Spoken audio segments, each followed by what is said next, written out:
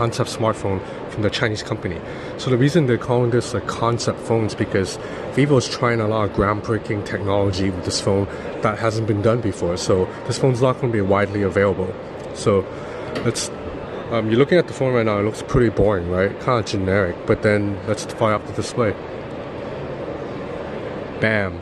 This is the most seen yet. It has a 1.8 millimeter, 4.3 millimeters thick bottom bezel, slimmer than on a Galaxy S9.